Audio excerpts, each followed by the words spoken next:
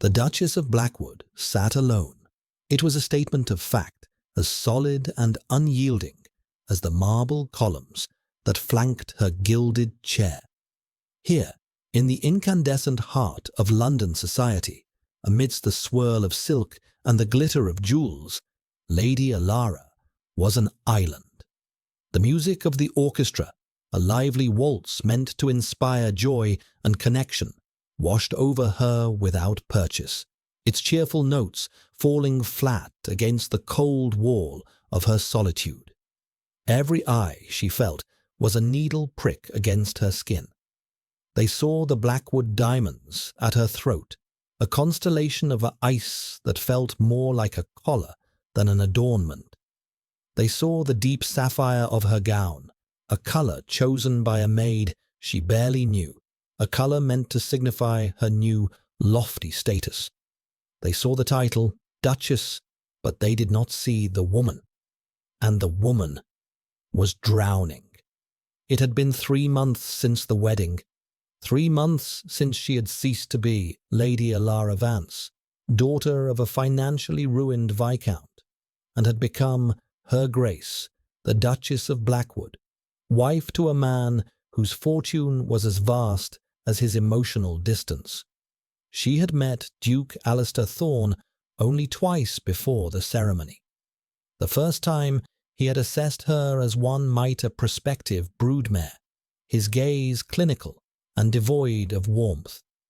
The second time, at the signing of the marriage contracts, he had spoken the only words of substance she had yet heard from him.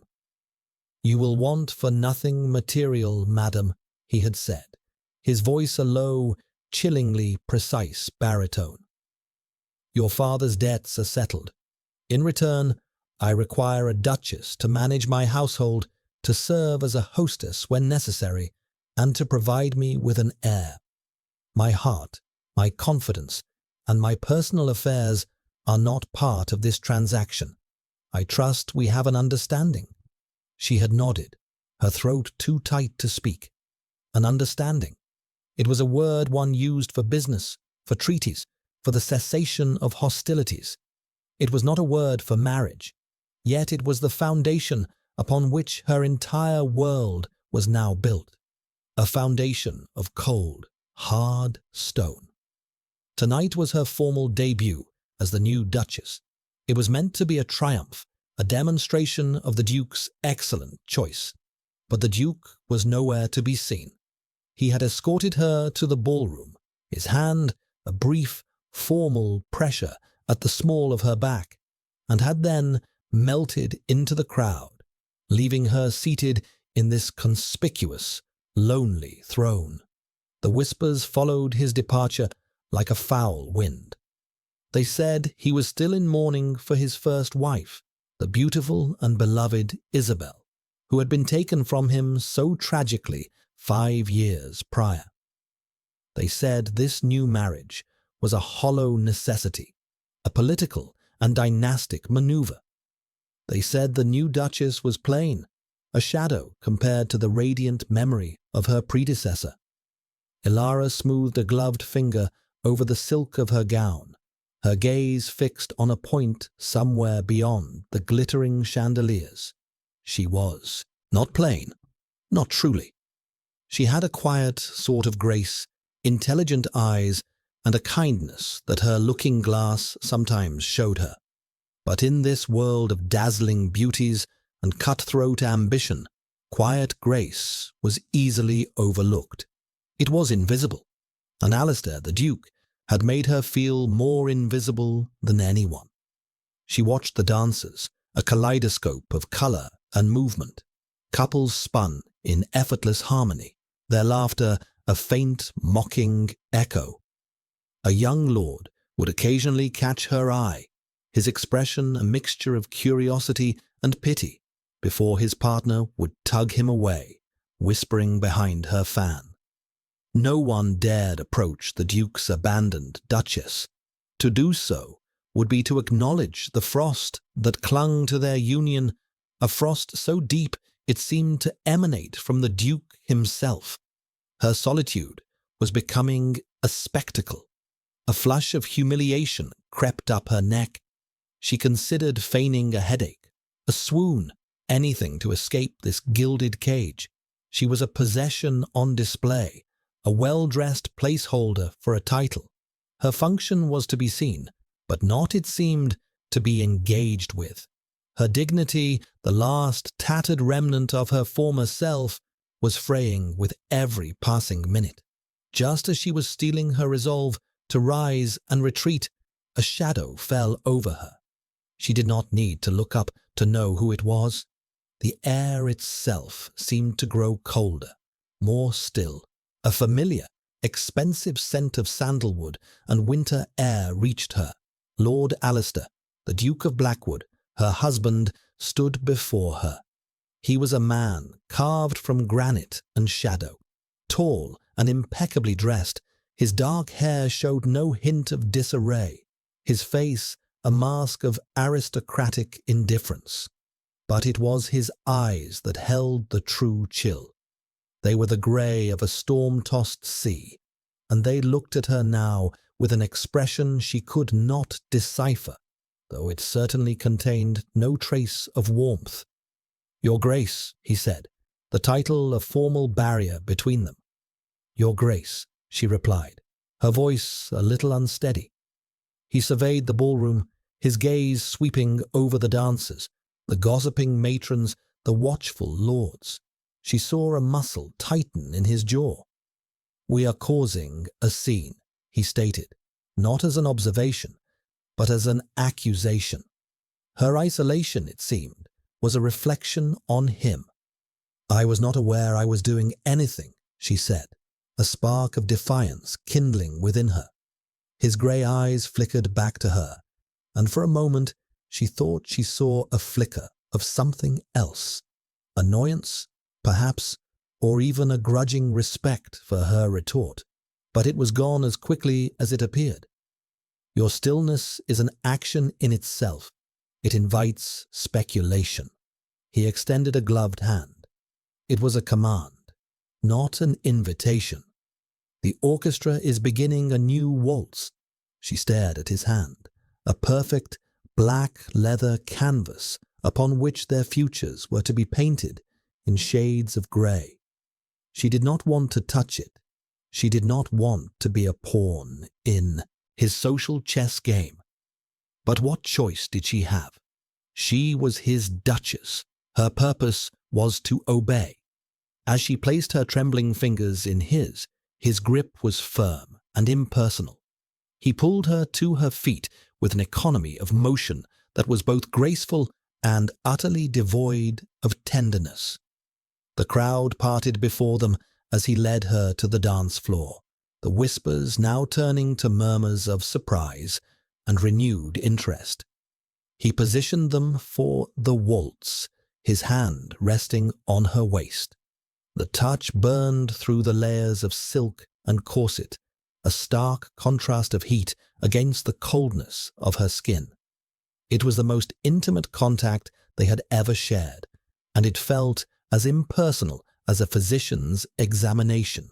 The music began, a soaring romantic melody that was a cruel joke in their current circumstance. He was a masterful dancer, guiding her through the intricate steps with a precision that left no room for error or for connection. They moved as one body, a perfect illusion of unity for the watching world. He held her at a formal, correct distance, his gaze fixed over her shoulder. His face was a study in controlled indifference. To the world, they were the Duke and Duchess of Blackwood, a powerful and enviable couple.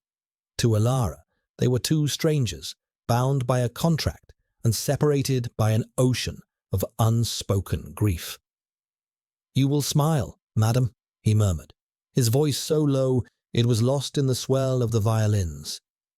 "A duchess is expected to appear pleased with her husband's company, however fleeting." The cold command stung more than an open insult. He wasn't asking her to be his wife. He was asking her to perform the role of one. The humiliation from earlier returned, sharp and bitter. She was an actress in a play for which she had never been given a script. "I am finding it difficult to smile on command, Your Grace," she replied, her voice tight. He did not look at her, but she felt the slight, almost imperceptible tightening of his hand on her waist. "Then I suggest you find a way. Consider it part of your duties." They continued to turn, a seamless waltz of silent, cold fury on her part and impenetrable distance on his. The diamonds at her throat felt heavier than ever, each facet a tiny, mocking eye reflecting the sham of their union. She was trapped, not just in this dance, but in this life. And as the music swelled around them, a single, devastating thought took root in her heart. This was not a marriage. This was a cage. And then he spoke again, his voice a low, chilling whisper that cut through the music and straight to her soul. "Pretend you're my wife and dance with me." The words, though softly spoken, landed like a blow. Pretend. It was an admission, a confirmation of the very charade she was living. He was not asking for her heart, or her companionship, or even her tolerance. He was asking for a performance. The illusion was all that mattered. A strange, cold resolve settled over her. If she was to be an actress, then she would play her part. She lifted her chin, meeting the gaze of a curious dowager over Alistair's shoulder, and manufactured a smile. It felt brittle, a fragile thing of glass that might shatter at any moment, but it was a smile nonetheless. She would perform her duties. She would be the perfect porcelain Dutchess, and she would hold the shattered pieces of her own heart within herself, where no one, least of all the man who now held her, could ever see them. The waltz ended. He released her with the same formal detachment with which he had taken her. He gave a slight, correct bow, and without another word, turned and disappeared back into the crowd, leaving her once more alone in the center of the floor. But this time, the solitude felt different. It was no longer just a circumstance. It was a battlefield, and she had just survived the first skirmish. The journey to Blackwood Manor was undertaken in a suffocating silence. The carriage, though lavishly appointed with velvet cushions and polished mahogany, felt as constricting as a tomb. Ilara sat opposite the Duke, the rhythmic clopping of the horse's hooves and the creak of the leather suspension the only sounds between them. A thick fog pressed against the windows, obscuring the landscape and mirroring the uncertainty that clouded her future. The world outside was a grey blur, and the world within the carriage was a void. Alistair did not look at her. He stared out his own window, his profile sharp and unforgiving against the muted light. He seemed to exist in a world entirely of his own making, a fortress of solitude to which she would never be granted entry. She studied him covertly, trying to find some crack in his marble facade. The fine lines around his eyes, were they from sorrow or merely from age? The rigid set of his jaw, was it from grief or from a lifetime of iron-willed control? He was a puzzle she was forbidden to solve, a book written in a language she could not read. Her own thoughts were a tumultuous sea. The ball, the dance, his cruel words, they replayed in her mind, each a fresh sting of humiliation. Pretend you're my wife. He had reduced the most sacred of vows to a stage direction. She was not a partner, but a prop. She clutched the small reticule in her lap, her knuckles white. She had traded her freedom for security, her heart for a title. She had known the terms would be cold, but she had not anticipated the sheer, soul-crushing emptiness of it all. When the carriage finally rolled to a stop before the grand entrance of Blackwood Manor, Elara felt a fresh wave of trepidation. The house was a behemoth of grey stone, its mullioned windows like vacant eyes staring out over a landscape of stark, windswept moors. It was imposing rather than beautiful, a testament to the power and history of the Thorne family, but it possessed none of the warmth of a home. It looked as cold and unyielding as its master.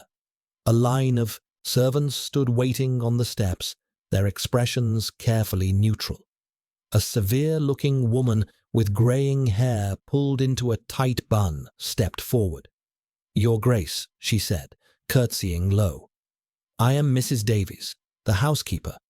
Welcome to Blackwood Manor."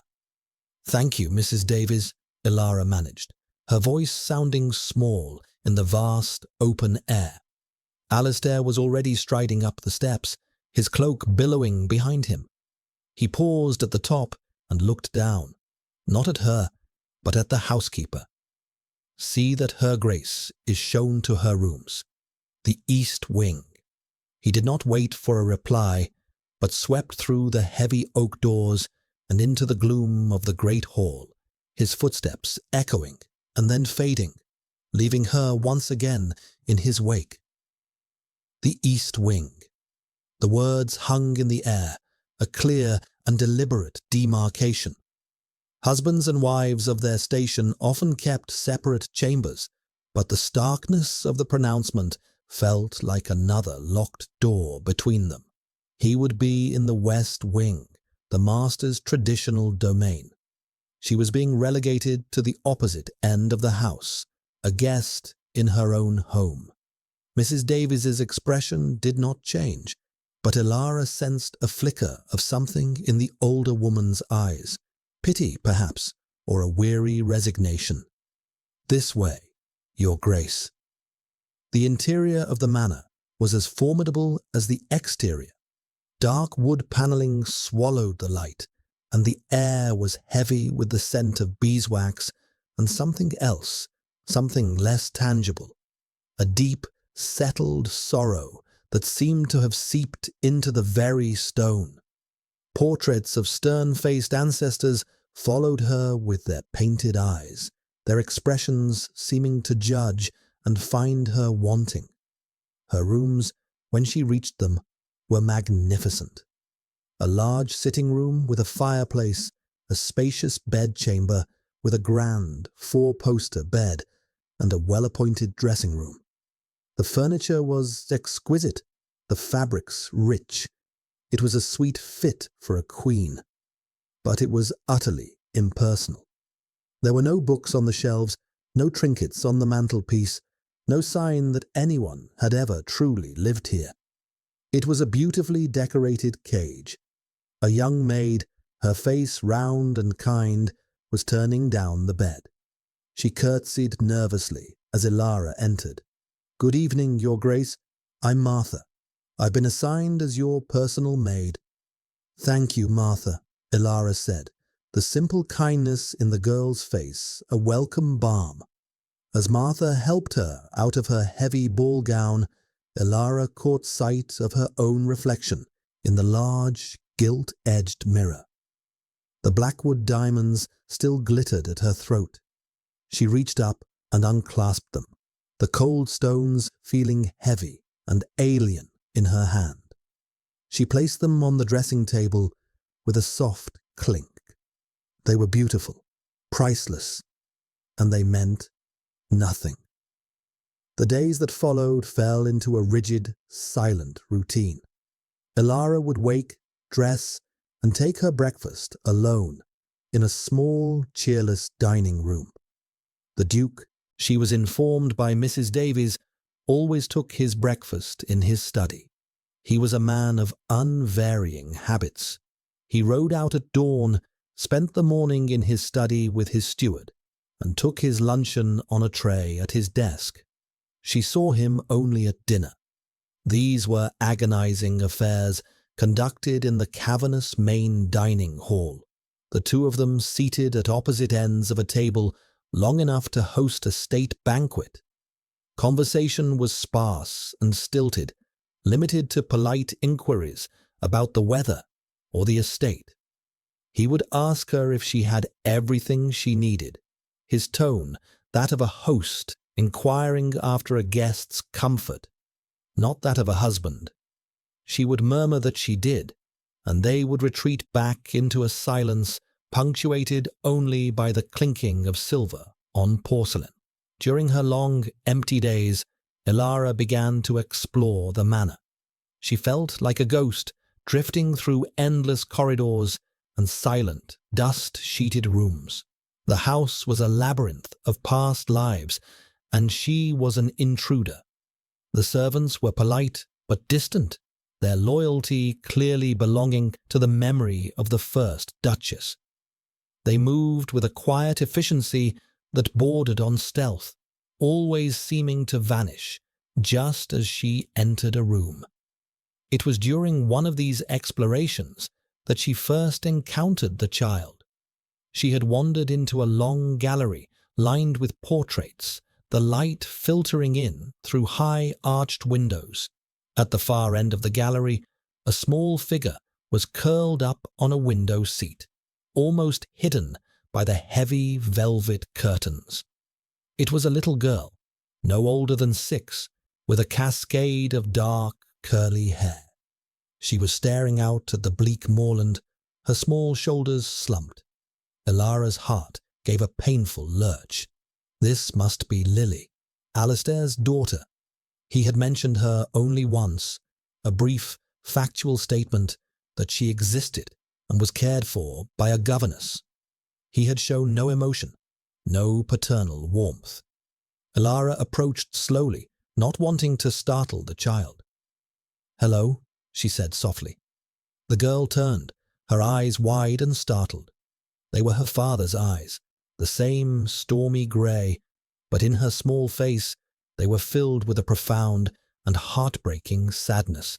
She clutched a worn, faceless doll to her chest and said nothing. "I am Ilara," she said, sinking gracefully to her knees to be on the child's level. I live here now." How did one explain her presence? "I am your new mother. I am your father's wife." The words felt like lies. Lily just stared at her, her silence a wall as impenetrable as her father's. "That's a lovely doll," Ilara tried again, gesturing to the toy. The child clutched it tighter and shook her head, a small, sharp movement of denial. From down the hall, the sharp, clipped footsteps of the governess, a Miss Albright, approached. "Lady Lily, there you are. You are not to be wandering. Come along." Miss Albright, a thin woman with a perpetually pinched expression, shot Ilara a look of deep disapproval before steering Lily away, leaving Ilara kneeling alone on the cold stone floor. The child did not look back. The encounter left Ilara deeply unsettled.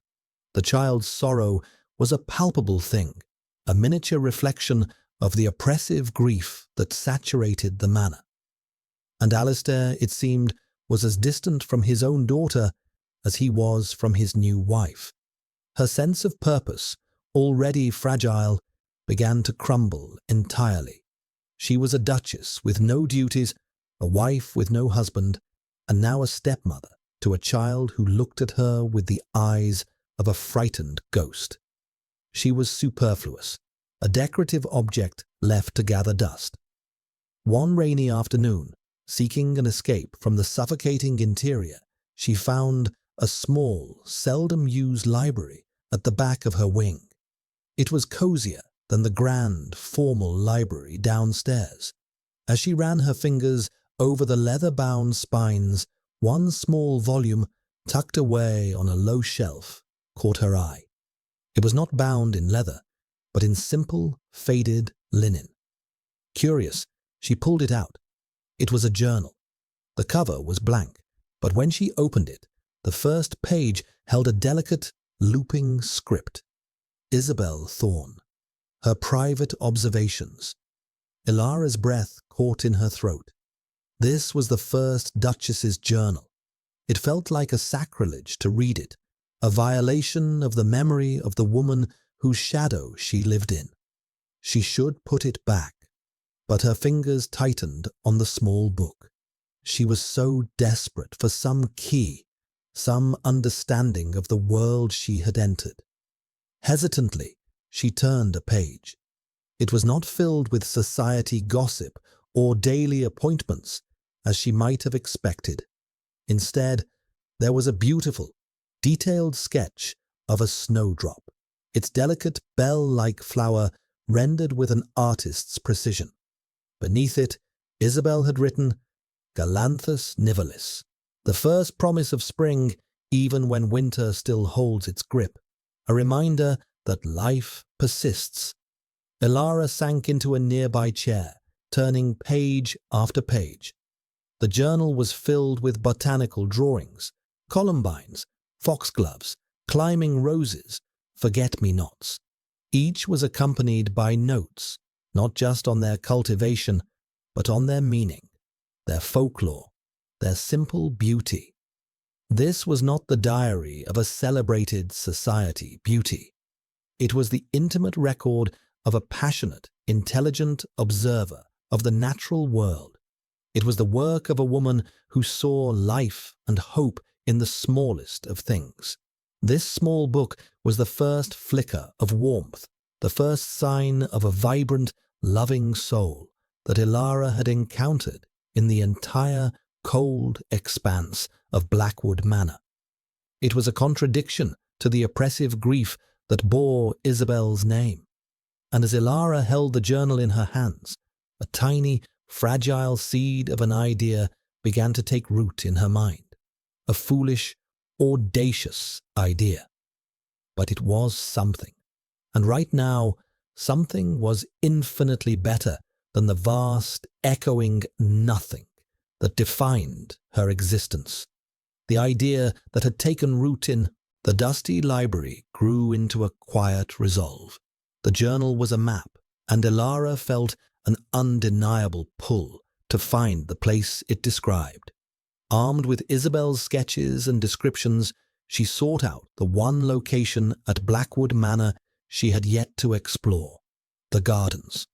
She found what she was looking for beyond a set of wrought iron gates, so overgrown with ivy that she had to put her shoulder to them to force one open. The screech of rusted hinges was a mournful cry that echoed in the damp air. What lay beyond was a scene of profound and devastating neglect. It had once been a magnificent walled garden. She could see the bones of it, the ghost of a grand design in the crumbling stone pathways, the skeletal remains of trellises choked with withered vines, the faint outlines of what must have been intricately shaped flower beds, now lost beneath a riot of weeds and thorns. A stone bird bath was green with moss, and a sundial lay toppled, its face obscured by creeping groundsel. It was a place where beauty had once lived, and then, slowly and inexorably, had been allowed to die. This Ilara knew with a certainty that settled deep in her bones was Isabel's garden. It was a mirror of the house, a testament to a heart that had been abandoned to grief. The sight of it did not dishearten her. It galvanized her. Here was something she could do. Here was a place where her hands could be useful, where she could cultivate life instead of simply enduring a living death.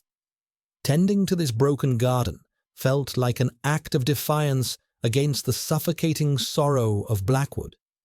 It was a purpose. Her first request to Mrs. Davies was met with a stony silence. "The gardens, Your Grace?" the housekeeper asked, her eyebrows rising a fraction of an inch.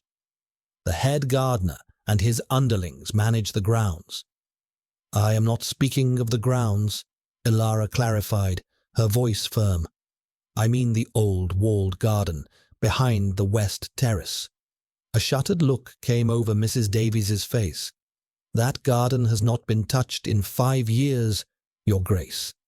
by order of the Duke. Then I shall speak to the Duke, Ilara said, a boldness she did not feel infusing her words. That evening at dinner, the silence stretched, thick and heavy as velvet. Ilara waited until the servants had cleared the main course before she spoke, her heart hammering against her ribs. "Your Grace," she began, her voice clearer than she'd expected. Alistair looked up from his wineglass, his expression one of mild, impatient surprise. She so rarely initiated conversation. "Madam, I have a request. I wish to work in the old walled garden." The change in him was instantaneous and terrifying. The air around him seemed to drop several degrees. The mild surprise in his eyes was replaced by a storm of ice. "That garden is closed," he said, his voice flat and deadly. "It is neglected," she countered, pressing on despite the warning signs. "It is a shame to let such a place fall to ruin.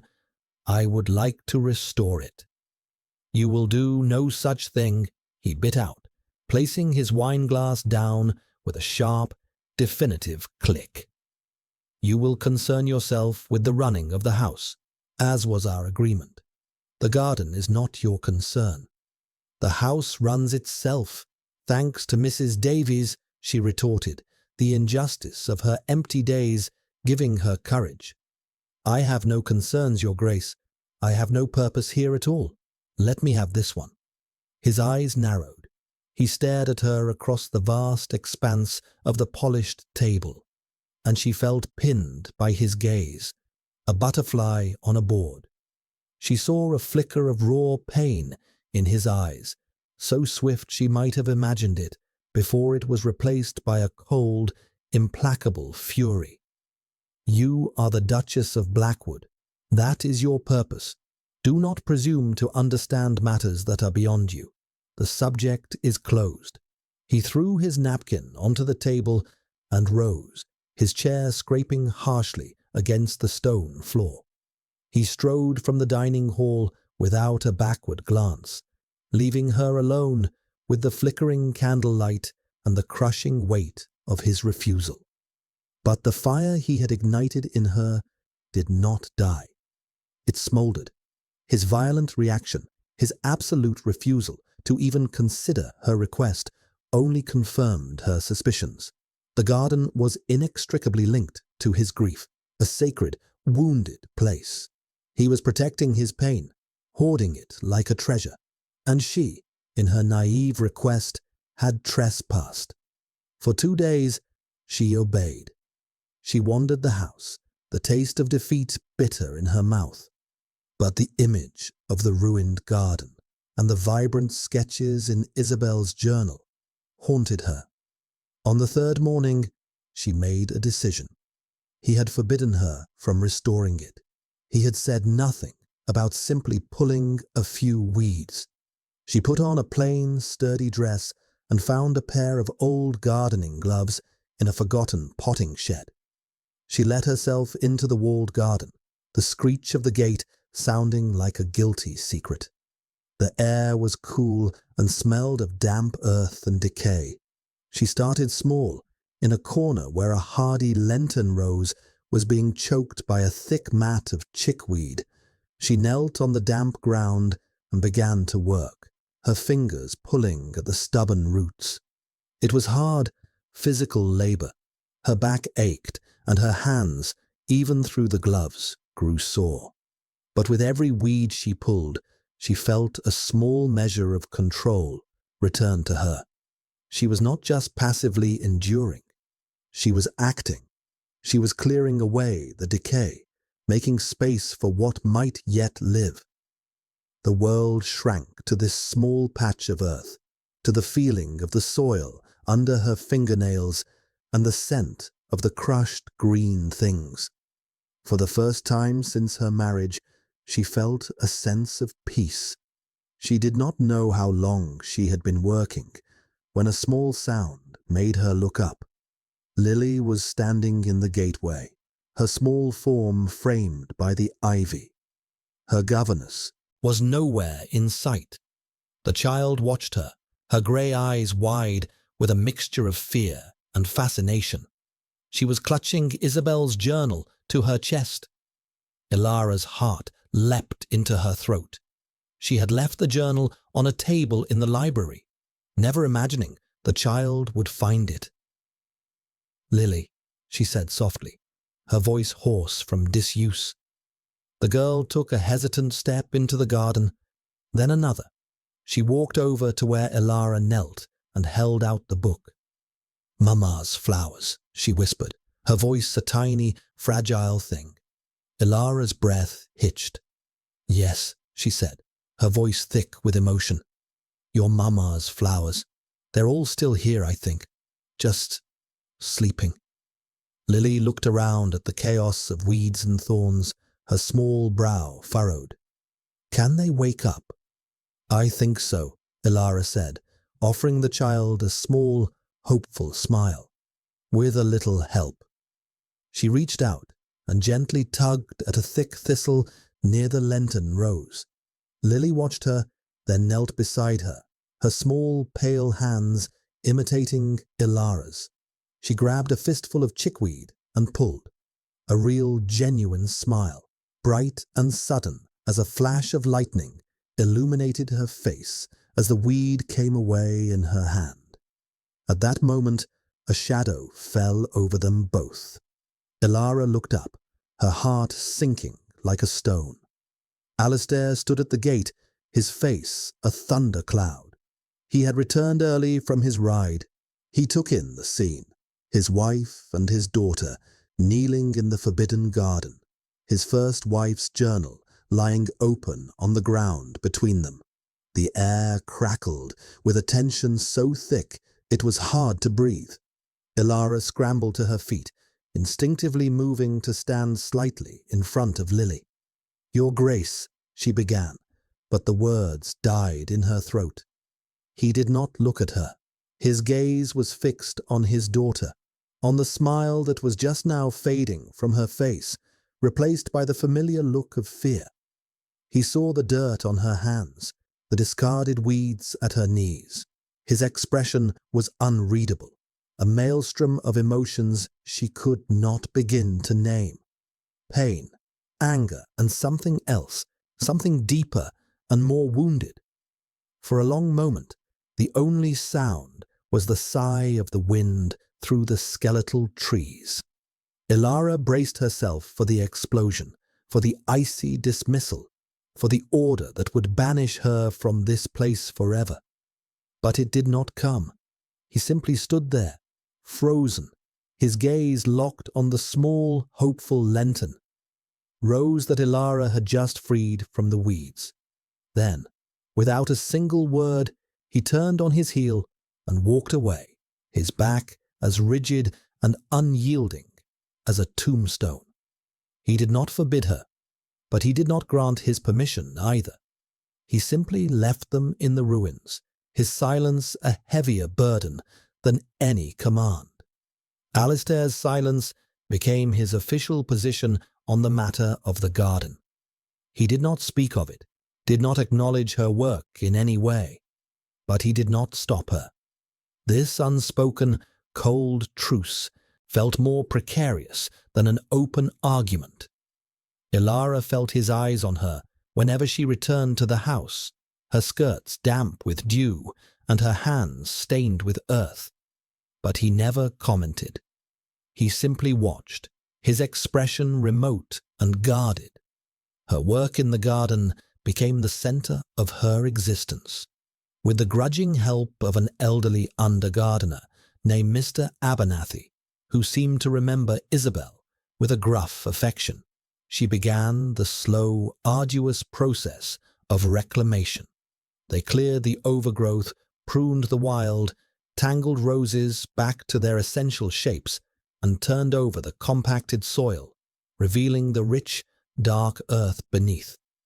It was back-breaking work, but with every cleared bed and repaired trellis, Ilara felt she was breathing life not just into the garden, but back into herself. Lily became her small, silent shadow, the child would slip away from her governess and appear at the garden gate. Isabel's journal clutched in her hands. At first, she would only watch from a distance, but slowly, tentatively, she began to venture in. Ilara never pushed her. She would simply talk to the garden as she worked, explaining what she was doing, pointing out the plants as they were revealed, matching them to the drawings in Isabel's book. "This one, you see," Ilara said one afternoon, gently unearthing a clump of dormant roots, "is a bleeding heart. Your mother wrote that it looks sad, but it's really a sign of deep and true love." Lily crept closer, peering at the strange, knotty root. "Does it cry?" she asked, her first unsolicited question. Ilara smiled. "In a way. In the spring, it will have little heart-shaped flowers with a tiny drop at the bottom, like a tear." She gave Lily small tasks, carrying the watering can, scattering seeds for hardy annuals, pressing flowers between the pages of an old book just as her mother had done. In the quiet, sun-dappled space of the slowly healing garden, the withdrawn little girl began to unfurl. A rare, shy smile would grace her lips when a ladybug crawled onto her finger. A small giggle would escape when Mr. Abernathy grumbled about the stubbornness of a particular weed. These small sounds of happiness were, to Ilara, more precious than any bird song. One bright, crisp autumn afternoon, Ilara and Lily were sitting on a newly repaired stone bench, carefully arranging autumn leaves and late-blooming asters on a sheet of paper to be pressed. Lily, completely absorbed, was trying to mimic one of her mother's patterns from the journal. She pointed a small, slightly grubby finger at a sketch. "Mama liked these best," she said, a simple statement of fact. "The forget-me-nots," Ilara said softly, looking at the delicate blue flowers Isabel had drawn with such care. "She told me they were the color of the sky's promises," Lily murmured, her voice barely a whisper. It was the first time she had quoted her mother directly. The words were a window into a past Ilara had only ever been able to guess at, a past filled with a gentle, loving presence. A sound from the terrace made Ilara look up. Alistair was standing there, watching them. He must have been there for some time, silent and unobserved. He was not dressed for riding, but in the more formal attire he wore for his work in the study.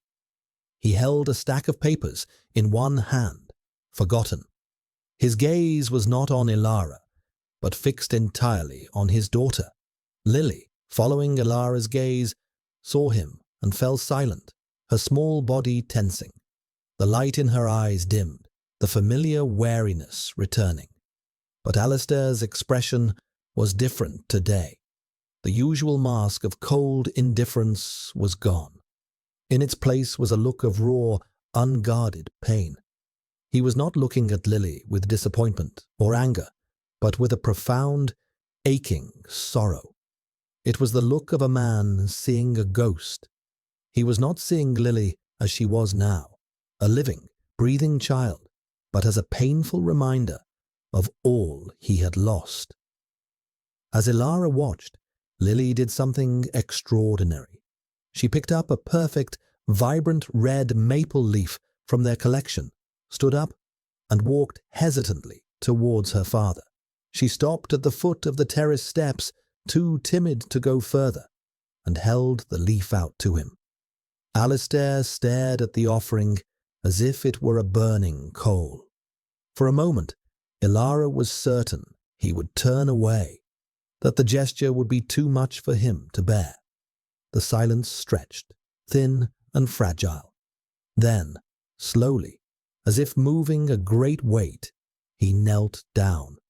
He did not descend the steps, but crouched on the top one, bringing himself closer to his daughter's level.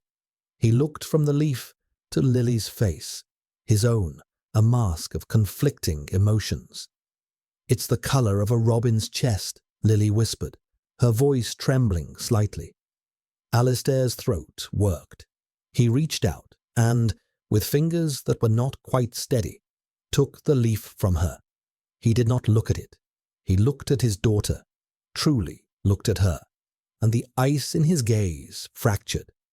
For the briefest of moments, Ilara saw not the cold duke, but a devastated father, a grieving husband. He cleared his throat. "Indeed," he said, his voice rough. "An excellent specimen." He paused, and then added, so quietly Ilara almost didn't hear it, "Your mother would have appreciated its symmetry."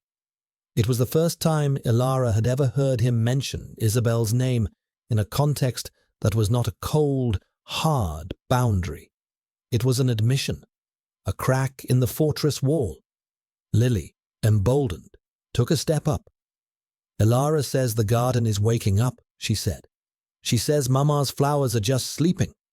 Alistair's gaze finally shifted to Ilara.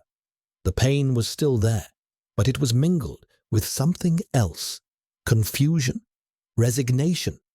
It was not warmth, not yet, but it was the absence of the Arctic chill she had grown so accustomed to. He looked at her, then back at the small, earnest face of his daughter, and then at the garden, which was no longer a ruin, but a place of quiet, hopeful industry. He stood up abruptly, the moment broken. "Miss Albright will be looking for you, Lily," he said, his voice once again strained and formal. He turned and strode back into the house without another glance, the red leaf still clutched in his hand. Lily watched him go, a flicker of disappointment on her face, but it was not the deep, soul-weary sadness of before. It was the fleeting disappointment of a child, quickly replaced by a sense of accomplishment. She had reached for her father, and he had not, for once, pulled away completely. She ran back to Ilara, her eyes shining. "He took it," she breathed, as if it were a miracle. And perhaps, Ilara thought, her own heart beating a little faster, it was. It was a glimmer, a tiny, fragile ray of light in the pervasive gloom of Blackwood Manor. It was not the sun, not by a long stretch, but it was enough to see by. It was enough to keep going. The fragile peace of the autumn was shattered by the arrival of a letter bearing the Thorne family crest. Lady Beatrice, Alistair's widowed cousin, was coming for an extended visit. Mrs. Davies announced the news with a grim finality that sent a chill down Ilara's spine. "Lady Beatrice has always spent the hunting season at Blackwood," the housekeeper explained, her tone leaving no room for discussion. Ilara had heard of Lady Beatrice. Society rumour painted her as a sharp-tongued, ambitious woman who had made no secret of her desire to become the second Duchess of Blackwood herself. Her visit felt less like a social call and more like an invasion. Beatrice arrived in a flurry of expensive furs and imperious commands. She was a handsome woman, with Alistair's dark hair and a cutting wit that she wielded like a duelist's rapier. She greeted Ilara with a smile that did not reach her cold, assessing eyes. "My dear Duchess," she said, her voice dripping with false sweetness as she surveyed Ilara from head to toe. "Alistair has been keeping you hidden away in the country. Now I see why. Such a quiet, rustic charm."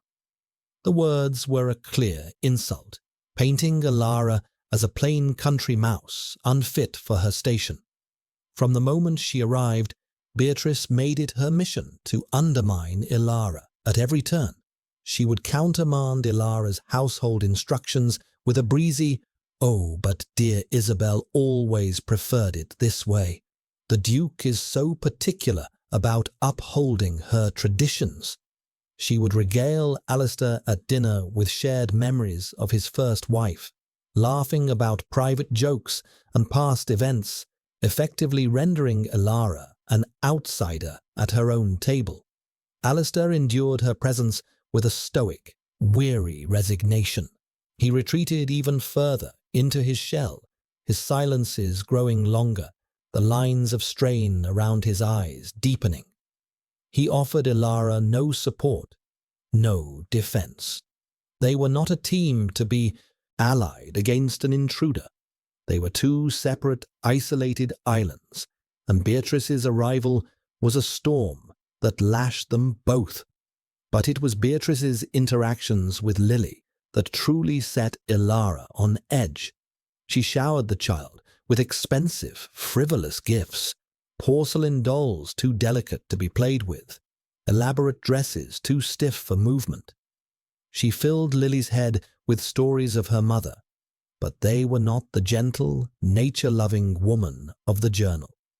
Beatrice's Isabel was a dazzling society angel, a paragon of beauty and grace that no one, especially not a grubby little girl who liked digging in the dirt, could ever hope to live up to.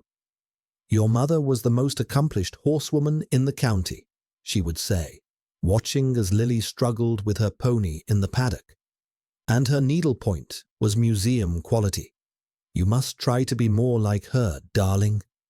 Lily, who had just begun to blossom under Elara's patient care, started to withdraw again, crushed by the weight of this impossible standard. She grew quiet and sullen and began refusing to go to the garden.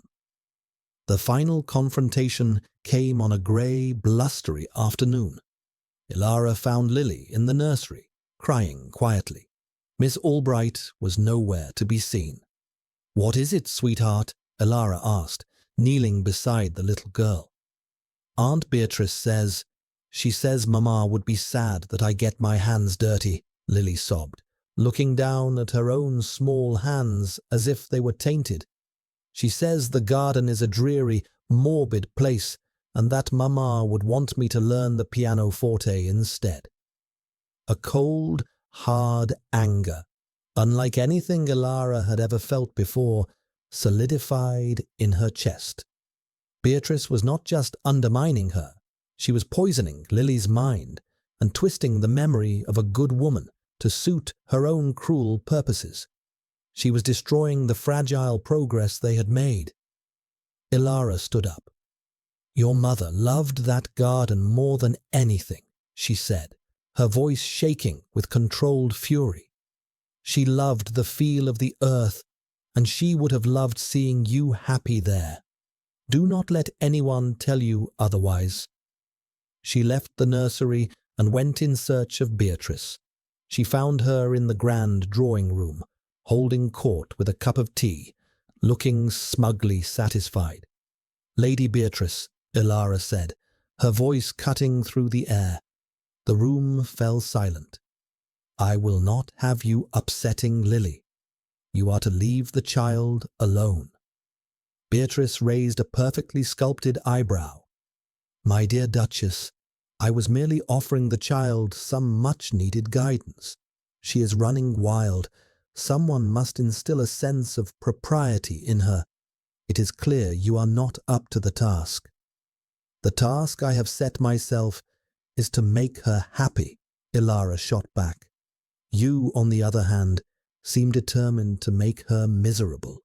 You use the memory of her mother as a weapon against her. It is cruel, and it will stop. How dare you?" Beatrice stood, her face flushed with anger. "You, who never even knew Isabel, presume to tell me what she would have wanted. I was her closest friend. You are nothing but a placeholder, a brood mare bought to secure the succession. You have no right to speak of her, or to raise her child in your own common image." The viciousness of the words struck Elara like a physical blow. All the insecurities, all the humiliations, coalesced into a single point of pain. But before she could respond, a voice from the doorway, cold as the grave, sliced through the tension. "That is enough, Beatrice." Alistair stood there. He had entered unheard, and from his expression he had heard everything. His face was a mask of thunderous rage, but his voice was chillingly calm. It was the calm at the center of a hurricane. "Alistair," Beatrice said, flustered. I heard what you were just," he said, stepping fully into the room. He did not look at Ilara. His entire, formidable presence was focused on his cousin. "You have been a guest in this house for 3 weeks. In that time, you have insulted my wife, distressed my daughter, and abused the memory of a woman you claim to have cherished. Your visit is at an end. You will leave on the morning." Beatrice's jaw dropped. "Alistair, you cannot be serious. I was only thinking of what is best." "What is best," he interrupted, his voice dropping to a dangerous whisper, "is that you are no longer under my roof. My wife," he said the words slowly, deliberately, as if testing their weight, "spoke with my full authority. You will not speak to Lily again. You will not speak to the Dutchess again. You will pack your things and be gone by dawn." He was defending her. He had called her his wife, not as a title, but as a statement of fact, of possession, of alliance.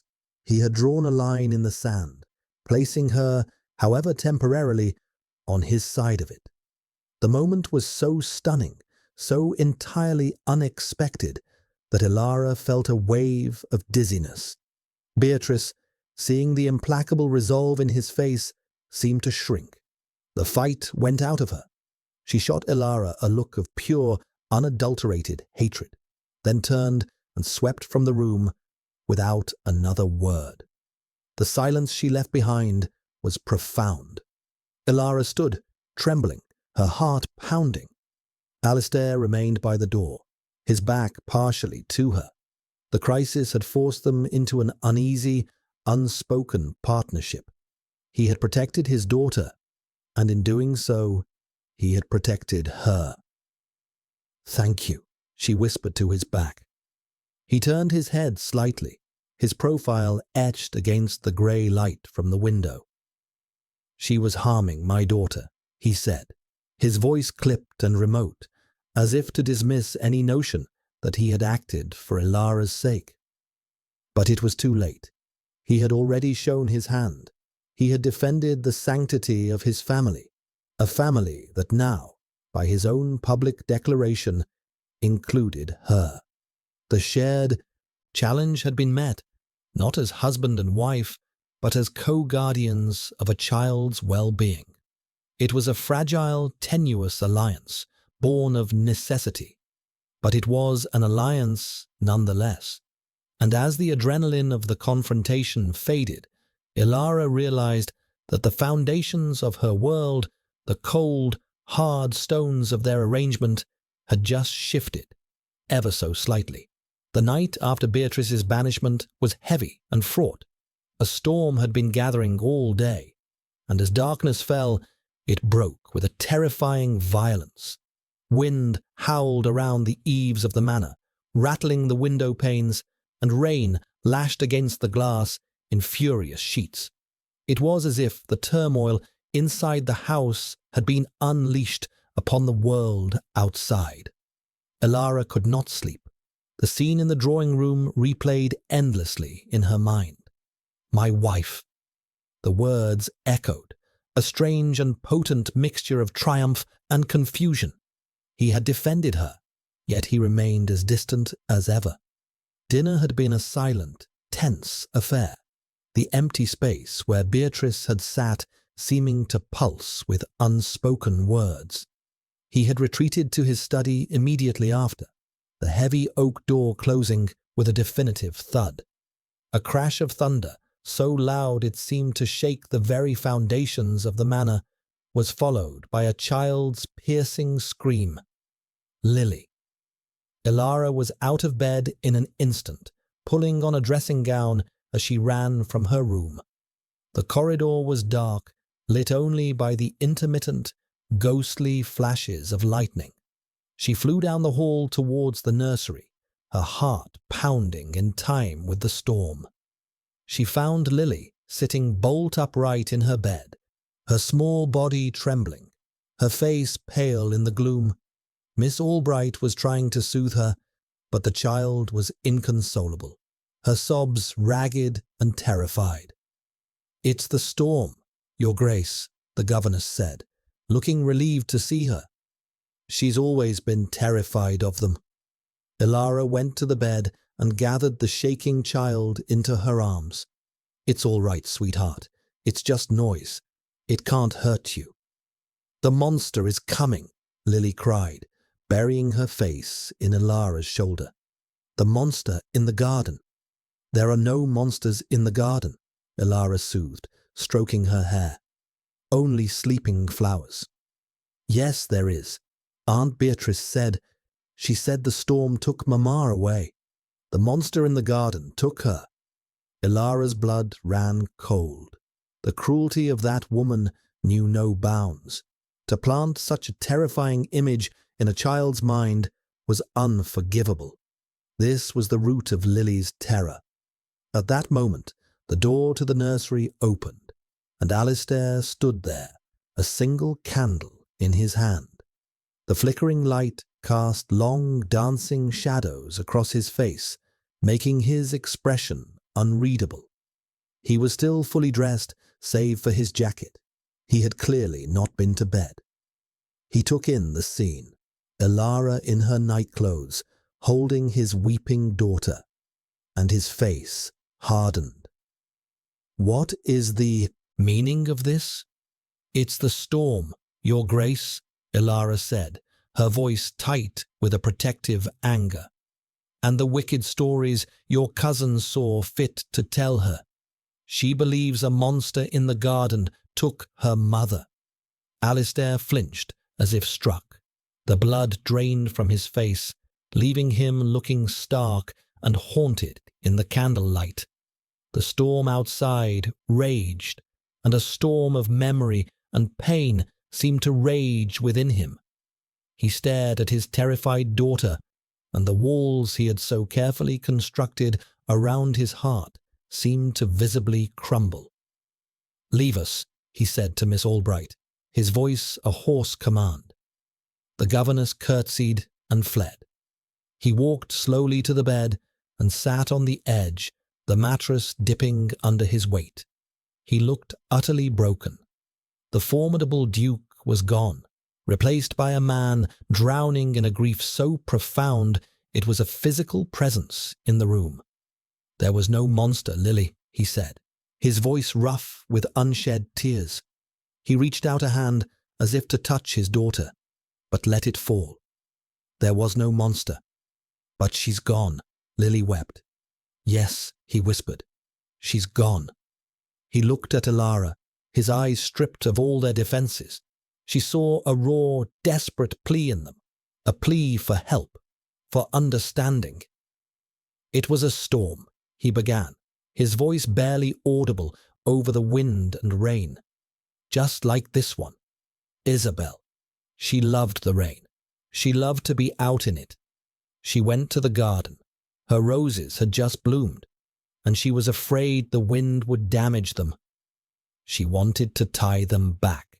He paused, swallowing hard, his gaze turned inward to a memory he had clearly relived 1,000 times. "I was in my study. We had argued about something trivial, a dinner party she wanted to host. I was angry, preoccupied with estate matters. I told her the roses could wait. She laughed and said the roses wouldn't listen to me, and she went out." The candle flame trembled in his unsteady hand. The storm grew worse, much worse. A tree at the edge of the garden, an old oak, it was struck by lightning. A heavy branch fell. He stopped, unable to continue, his face a mask of agony. Ilara's heart broke for him, for the cold, distant man who was, underneath it all, just a man, trapped in a single, horrific moment in time. "She was gone when I found her," he finished, his voice a dead, empty whisper. "If I had gone with her, if we hadn't argued, if I had just listened, I was in here, warm and dry, while she was." He buried his face in his hands, his shoulders shaking with silent, racking sobs. The sound was more terrible than any scream. Ilara, still holding the now quiet Lily, reached out her free hand and placed it on his arm. The touch was tentative, uncertain, but she had to offer what little comfort she could. He did not pull away. He leaned into her touch, a small, almost imperceptible movement. But it was a surrender, a crack in the dam of his self-imposed isolation. He was not a cold, unfeeling monster. He was a man consumed by guilt. He did not lock the garden away out of anger, but out of a grief so profound he could not bear to look at it. He did not keep his daughter at a distance out of indifference, but because every time he looked at her, he saw her mother, and he saw his own failure to protect the person he loved most in the world. The revelation settled over Ilara, devastating in its simple, tragic clarity. This was the ghost that haunted Blackwood Manor. Not the spirit of Isabel, but the living ghost of Alistair's guilt. The storm outside began to subside, its fury spent, and in the quiet, candlelit nursery, amidst the wreckage of the past, a new, fragile quiet began to settle. He had shared his burden. He had let her in. And in that shared darkness, for the first time, a genuine, terrifying, and hopeful connection was forged between them. The confession hung in the air between them, raw and irrevocable. Alistair slowly regained his composure, but the mask was gone. In its place was a weary, fragile vulnerability that transformed his features, making him look younger, more human. He finally lifted his head from his hands and looked at Ilara, his grey eyes clouded with exhaustion and a dawning awareness of what he had just done. He had laid bare the most wounded part of his soul. Ilara did not offer platitudes or pity. She knew instinctively that such things would be an insult to the magnitude of his pain. Instead, she met his gaze with a quiet, steady compassion. "It was not your fault, Alistair," she said, her voice soft but firm. She used his given name for the first time, and it felt natural, right. It was a storm. It was a tragedy. It was not a failing. He seemed to search her face for condemnation, for the judgment he had clearly passed on himself for 5 long years. Finding none, he let out a shuddering breath. Lily had fallen into an exhausted sleep in Ilara's arms, her small face peaceful against Ilara's shoulder. The sight of his daughter, safe and comforted, seemed to anchor him. I have never spoken of it," he admitted, his voice still rough, "to anyone. Sometimes the heaviest burdens are the ones we carry alone," she said simply. He stood, moving with the stiff gait of a man who had been holding himself rigid for years. He looked down at his sleeping child, then at Ilara, who held her so naturally. "Thank you," he said. The words were simple, but they carried the weight of years of unspoken gratitude he hadn't even known he felt. He had seen her with Lily, seen her in the garden, and had only felt pain. Now, through the haze of his own grief, he was perhaps beginning to see the truth of her actions, not as an intrusion, but as a gentle, persistent act of healing. He reached down, and with an uncharacteristic tenderness, brushed a stray curl from Lily's forehead. Then he looked at Ilara. Will you stay with her until she is soundly asleep?" "Of course," Ilara murmured. He nodded, then turned and left the nursery, taking the candle with him, leaving her in the soft pre-dawn light that was beginning to filter through the windows. The storm had passed. Elara stayed until Lily was breathing deeply and evenly, then gently laid her back against her pillows. She tucked the blankets around her and smoothed her hair, her heart aching with a fierce protective love for this child, and a new, complicated wave of emotion for the child's father. She returned to her own rooms, but not to sleep. The sun was rising, casting a pale, watery light over the rain-washed world. The manor was quiet, the air clean and fresh after the storm. Everything felt different, altered. Later that morning, as she was taking her solitary breakfast, there was a soft knock on the door. It was Alistair. He looked as if he had not slept, but the haunted look was gone from his eyes, replaced by a quiet, solemn resolve. "Your Grace," he began, then stopped, correcting himself. "Elara, will you walk with me?" She nodded, her heart beginning to beat a little faster. She followed him out of the small dining room, down the long, silent corridors, not towards the main entrance, but towards the back of the house, towards the west wing. He stopped before a heavy, padlocked oak door she had always instinctively avoided. It was the entrance to a part of the house that had been closed off, shrouded in dust sheets and silence. He produced a large, ornate iron key from his pocket. "These were her rooms," he said, his voice low. "I locked them after it happened. No one has been inside since." The key turned in the lock with a rusty, grating sound. He pushed the door open, and a wave of stale, musty air washed over them. The air inside was thick with the scent of dried lavender and 5 years of undisturbed dust. He stepped aside, a silent invitation for her to enter first. She hesitated, feeling like an intruder in this sacred space, but the look in his eyes was not a challenge. It was a plea. He did not want to face this alone. She stepped over the threshold. The rooms were beautiful, or had been. They were lighter and more airy than the rest of the manor, with large windows facing the south. But everything was covered in a fine layer of grey dust, a shroud of neglect. A book lay open on a table, its pages warped by time. A silk shawl was draped over a chair, as if its owner had just set it down and would be back at any moment. It was a perfectly preserved moment of a life cut short. On the mantelpiece, above the cold, empty hearth, was a portrait. It was a painting of a young woman with a cascade of dark, curly hair and a vibrant, intelligent face. She was not smiling a formal, painted smile. She was caught in a moment of laughter, her head tilted, her eyes sparkling with life and joy.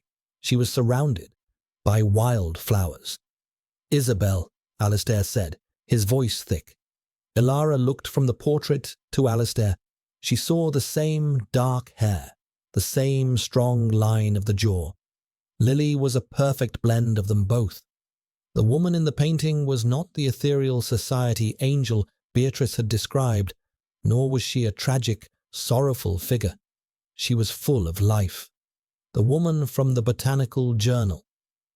"She was beautiful," Elara said softly. "She was everything," he said, the admission costing him dearly. He walked over to a writing desk and picked up a silver-backed hairbrush, running his thumb over the monogrammed Ichi. "I thought if I locked it all away, the pain would lessen. But it only festered. It poisoned the whole house. It poisoned me." He turned to face her, his expression raw and open. "You came here, into this mausoleum. I was cruel to you. I gave you nothing. And yet, you brought the garden back to life. You gave my daughter back her smile. You did not try to replace Isabel. You simply made a space for the living. I did not understand it. I did not want to understand it. He crossed the room to stand before her, so close she could see the silver flecks in his grey eyes. I have been a ghost in my own life for 5 years, Ilara. I have been unfair to you, and I am sorry. The apology, so simple and so profound, undid her. She felt the sting of tears in her eyes, but she would not let them fall. This was a moment of immense strength, not of weakness. He reached out, his hand hesitating for a moment before he gently, reverently, touched her cheek. His fingers were warm against her skin. It was not the formal, impersonal touch of the ballroom or the desperate grip of a grieving man. It was a touch of discovery, a touch of connection. It was the first true, intimate contact they had ever shared. "The house needs to live again," he said, his voice a low murmur. "I need to live again." In that dusty, forgotten room, surrounded by the ghosts of the past, something new and fragile was being born. The walls he had built were finally, definitively, down. The turning point had been reached, not with a grand passion, but with a quiet confession, a shared grief, and a simple, hesitant touch that promised the hope of a new beginning. In the days that followed, the atmosphere at Blackwood Manor underwent a sea change. It was not a sudden, dramatic transformation, but a gradual, quiet thawing, like the slow retreat of a long winter. Alistair gave Mrs. Davies the order to have the west wing unsealed and aired, the dust sheets removed, the windows thrown open to the light. The servants, who had moved through the house with a hushed reverence for its sorrow, seemed to breathe a collective sigh of relief. A quiet hum of activity replaced the oppressive silence. Alistair himself was a man remade. The rigid, icy control was gone, replaced by a pensive quietude. But it was a thoughtful silence, not an empty one. He began to take his meals with Ilara and Lily, not at opposite ends of the cavernous dining hall, but at a small round table set up in a sunny morning room that overlooked the now tidying gardens. He started to talk.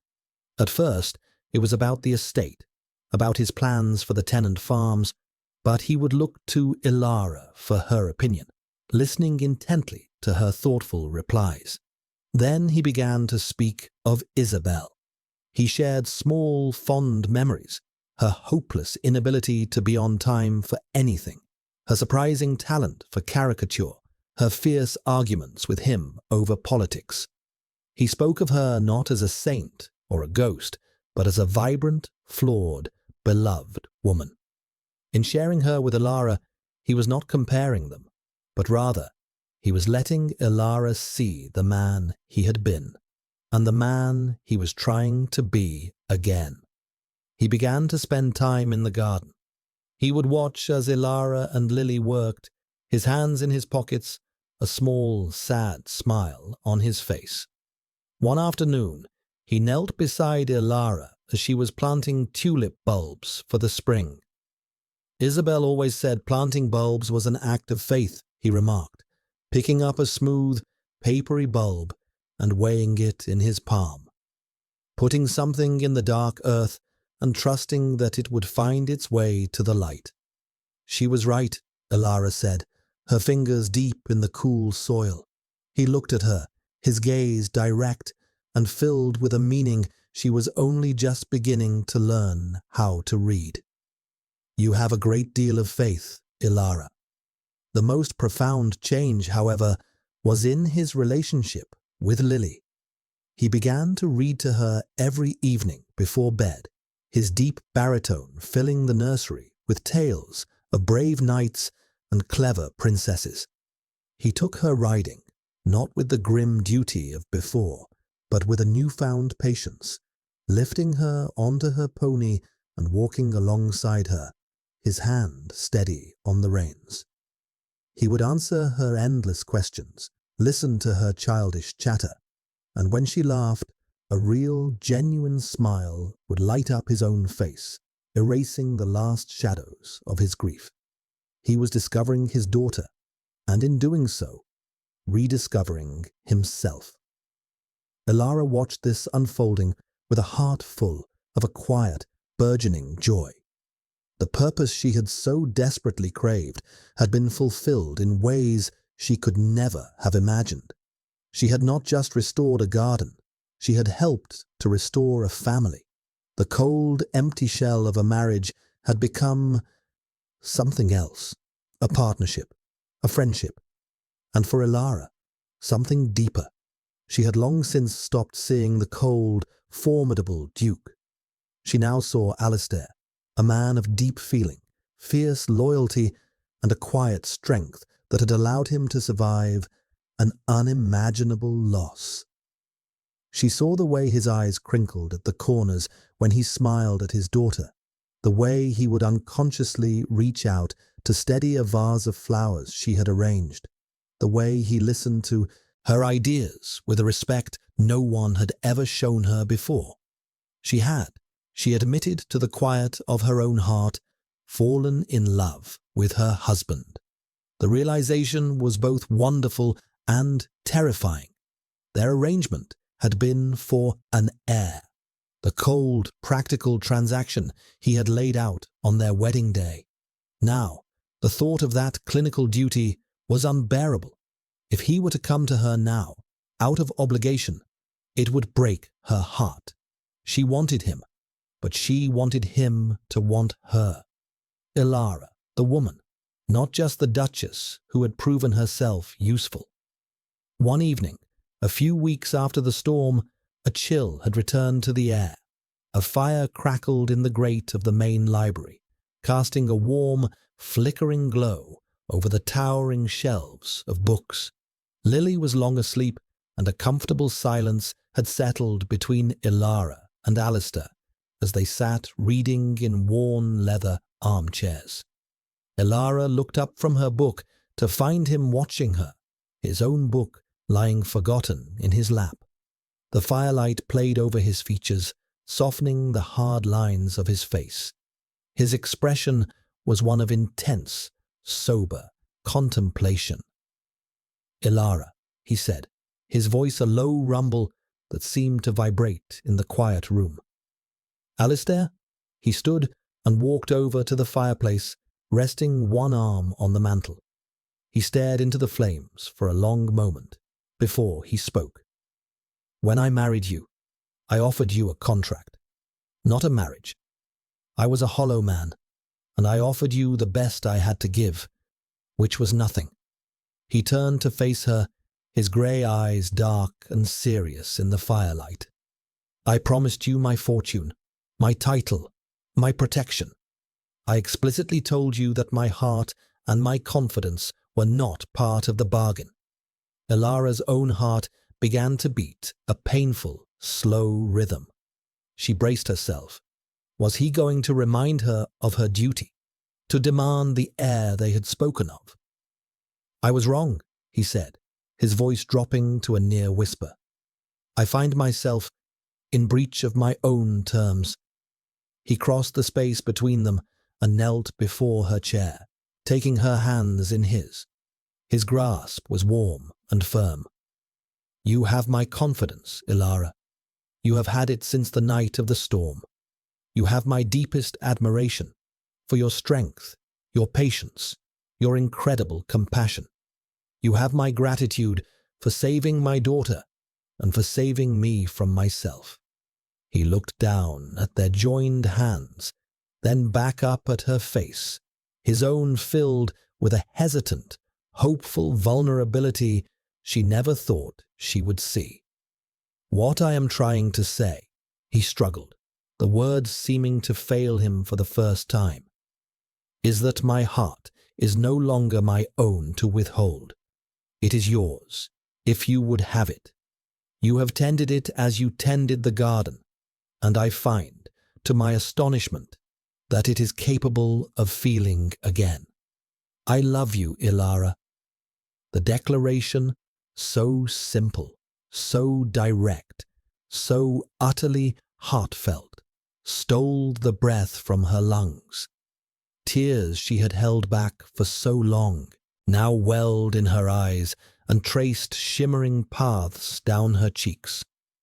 I came to this marriage with nothing but my father's debts, she whispered, her voice thick with emotion. I had nothing to offer you. You offered me everything that matters, he said, his thumb gently wiping a tear from her cheek. You offered me hope. He searched her eyes, a question clear in his own. I must ask you to break the terms of our arrangement as well. I do not want you to simply be my Duchess. I do not want you to pretend to be my wife. I am asking you, Ilara, to truly be my wife, my partner, my love. Can you? She could not speak. She could only lean forward and frame his face with her hands, her answer in her eyes. She poured all the love she had so carefully hidden, all the admiration, all the quiet hope into her gaze. He understood.